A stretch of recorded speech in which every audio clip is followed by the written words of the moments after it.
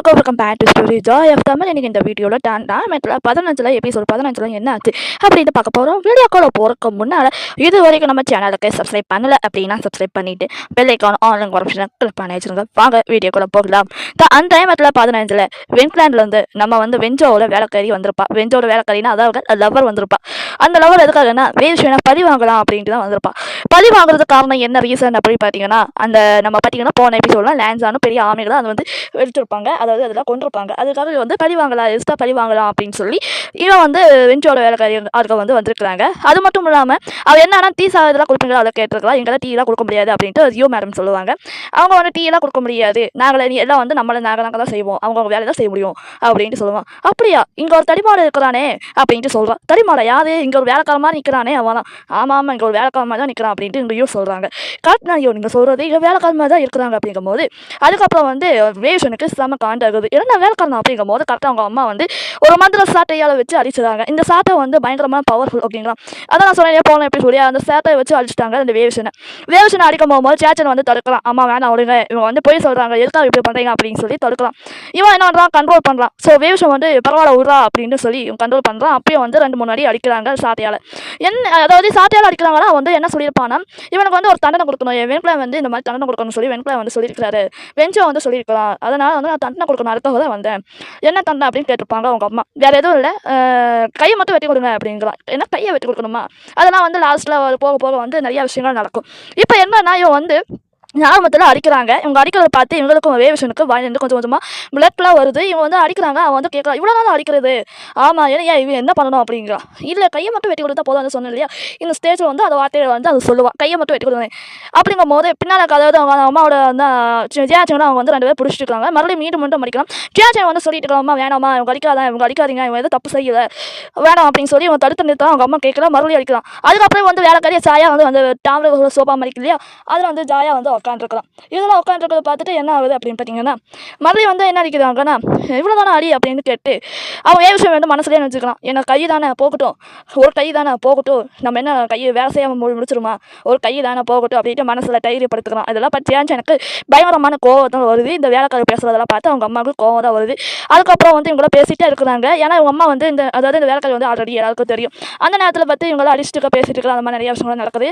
அதுக்கப்புறம் என்ன ஆகுது அப்படி பார்த்தீங்கன்னா, இங்கே கையை மட்டும் வெட்டி கொடுக்கணுமா அப்படின்னு கேட்டாலே அந்த வேலைக்காரி.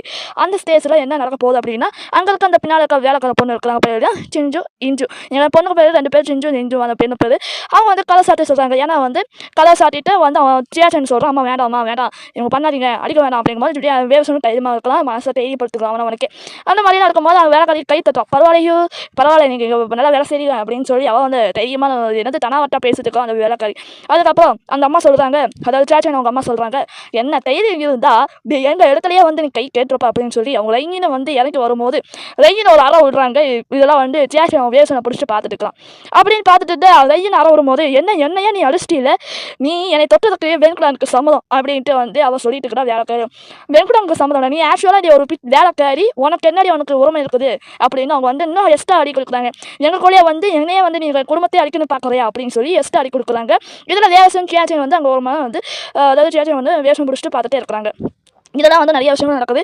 அதுக்கப்புறம் இவன் பயங்கரமாக காலில் போட்டு மிதிக்கிறான். இந்த மாதிரி பண்ணிங்கன்னா என்ன ஆகுது தெரியுமா, இதை எங்களுக்கு மேலே இது இந்த ஏரியாவே மிகப்பெரிய ஏரியா அப்படின்ட்டு சொல்லி அவங்க அம்மா பேசிட்டு இருக்கிறாங்க. அதுக்கப்புறம் என்ன ஆகுது அப்படின்னா, காலில் போட்டு மிதிச்சு பேசிட்டு இருக்க அந்த சமயத்தில் நிறைய விஷயங்கள் ஃபைட் விஷயங்கள் நடக்குது. இவன் வெண்குலாக்கு சம்மதம் சொல்லிட்டே இருக்கலாம். அந்த நேரத்தில் அங்கே இருக்க பெண்கள் அவங்க அம்மா ஒரு சிக்னல் கொடுக்குறாங்க, கத்தியால் குத்திட்டு வர மாதிரி சிக்னல் கொடுக்குறாங்க அந்த வேலைக்காரிக்கு. அதாவது வேலைக்காரிக்கு கத்தியால் போய் குத்திருங்க அப்படின்னு சொல்லி ஒரு சிக்னலை மட்டும் கொடுக்க வராங்க. அந்த நேரத்தில் சிக்னலை கொடுக்குற நேரத்தில் அவள் காப்பாற்றுங்க அப்படின்னு சொல்லி கத்த ஆரம்பிச்சிட்டா. அந்த நேரத்தில் யார் வரா அப்படி பார்த்தீங்கன்னா வென்ஷியோரியோ.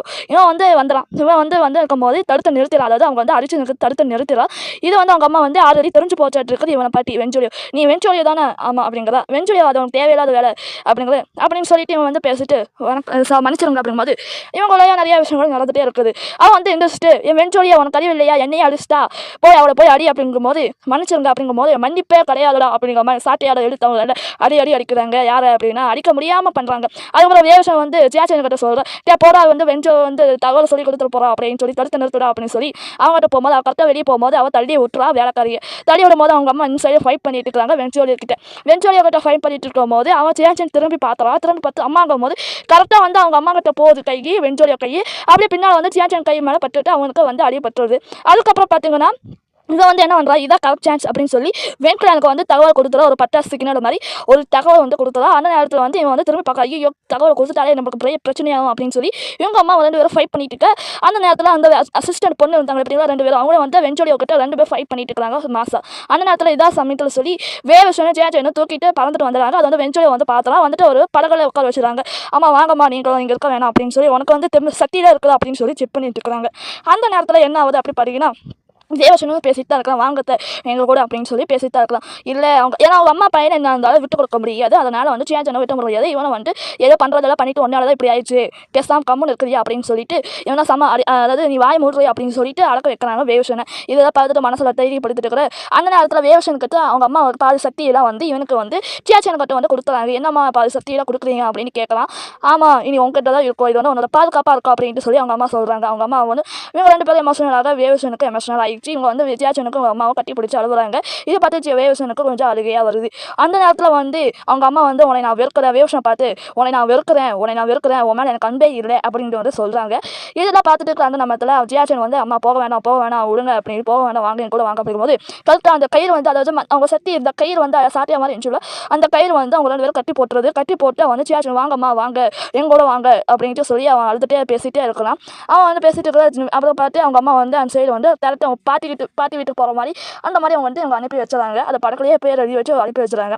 இதெல்லாம் வந்து இவங்களுக்குலாம் எமோஷனலாக இருக்குது. அதாவது வேவசன் சொல்கிறான் போகும்போது நீங்களும் என் கூட வாங்கணும் வாய் மூலையா ஜியாச்சன் வந்து நீ பத்திரமா பார்த்துக்கோ எங்கள் பிள்ளைங்களை நீ பத்திரமா பார்த்துக்கோ அப்படின்னு சொல்லி அவங்க வந்து அனுப்பிவிட்றாங்க. அனுப்பிட்டு அந்த நேரத்தில் வந்து இவங்க 2 பேரும் ஜியாச்சன் பயங்கரமாக அழுகுறான். ஏன்னா ஏதோ ஆயிடுவோம் அப்படின்னு நினச்சி வந்து அழுகுறான். அவங்க அம்மா அனுப்பிவிட்டு பயங்கரமாக வரையில கட்டிகிட்டே இருக்கிறாங்க. அப்புறம் அவங்க அம்மா திரும்பிட்டு அவங்களும் அழுகுறாங்க. என்ன பண்ணுறது இப்படி சூழ்நிலை வரும் அப்படி தெரியல அப்படின்னு நினச்சி மனசில் நினச்சி அவங்க அம்மா வந்து அழுகுறாங்க. இந்த நேரத்தில் என்ன ஆக போகுது அப்படின்னா வேவசன் இதெல்லாம் கம்மன் தான் இருக்கிறான், ஜியாச்சன் மட்டும் அழுது தான் இருக்கிறான் அப்படின்னு சொல்லிட்டு வேவசன் சொல்கிறாங்க, பாரு ஜியாச்சன் நீ கம்மன் இருக்கிறியா இல்லை அவங்களாம் பார்த்துக்குவாங்க அப்படின்னு சொல்லி அவங்க வந்து சமாதானப்படுத்துற மாதிரி பேசிட்டு இருக்கிறான். எல்லாம் ஒன்றா இதெல்லாம் வந்துருச்சு கம்மன் இருக்கா அவங்க அம்மா தனியாக வந்து என்ன பண்ண போகிறாங்க அப்படிங்கும்போது கரெக்டாக வந்து தூரத்தில் வந்து ஒரு படகு வருது. யார் அப்படின்னா நம்ம ஜியாச்சன் அவங்க அப்பா வராரு. ஜியாச்சன் அவங்க அப்பாவும் அவங்க அக்காவும் வர பார்த்து வேவசன் பார்த்துட்டு எங்கள் பாரு அவங்க அக்கா மாமா அக்கா வராங்க அப்படின்னு சொல்லி அவங்க 2 பேரும் கூப்பிட்றாங்க. குரலை கேட்குது அங்கே வந்து அவங்க அப்பா மாமா காட்டுறாங்க, அவங்க அக்கா மாமாவும் காட்டுறாங்க. என்ன அப்படின்னா குரலை வந்து கேட்குது அப்படின்னு சொல்லி குரலை கேட்டோடனே வந்து அவங்க படகு வந்து அவங்க திசையில் போகுது. அவங்க திசையில் போகும்போது இவங்க வந்து கட்டி போட்டுருக்கிறத உள்ளே வந்து பார்க்குறாங்க. யார் இப்படி உங்களை கட்டி போட்டது என்னாச்சு அப்படின்னு சொல்லி எங்களையும் வந்து கேட்குறாங்க. அம்மாக்கு அம்மா எங்கே அப்படின்னு கேட்குறான். அதெல்லாம் ஒரு பெரிய பிரச்சனை என்னை அவுத்து விடுங்க அப்படின்னு சொல்லி அவுத்து விடுறாங்க. அதாவது அவங்க அப்பா வந்து கையை கொஞ்சம் கிட்ட போனோடனே அது அமைதியாக இருக்கும் போது அவன் வந்து என்ன பார்த்தீங்கன்னா அந்த மந்திர கையை அந்த சக்தி வந்து அவங்களுக்கு பாதி வந்துடும். அதனால் பார்த்தீங்கன்னா அவள் வந்து பேசிகிட்டே இருக்கிறாங்க. அதுக்கப்புறம் வந்து அவங்க அவுத்துட்டு என்ன பண்ணுறாங்க அப்படின்னா யாருலேயும் வந்து எல்லாம் விசாரிச்சுட்டு அம்மா எங்க அப்படின்ட்டு அம்மா அங்கே பிரச்சனையில் மாட்டிகிட்டு இருக்கிறாங்கப்பா நீங்கள் போங்க அப்பா அங்கே பிரச்சனையாகிடுச்சு நீங்கள் போங்க அப்படின்னு சொல்லும் போது அவர் வந்து யோசிக்கிறாரு இதான் சாங்கு அப்படின்னு சொல்லிட்டு யாங்களையும் வந்து 3 பேரையும் கட்டி வச்சுறாரு. 3 பேர் கட்டி வைக்கும் போது இவங்க ரொம்ப அழுகுறாங்க. அப்பா நீங்களும் எங்கள் கூட வாங்க எங்கள் கூட வாங்க அங்கே போய் பிரச்சனையாக போது வாங்க அப்படின்னு சொல்லி அழுகுறாங்க.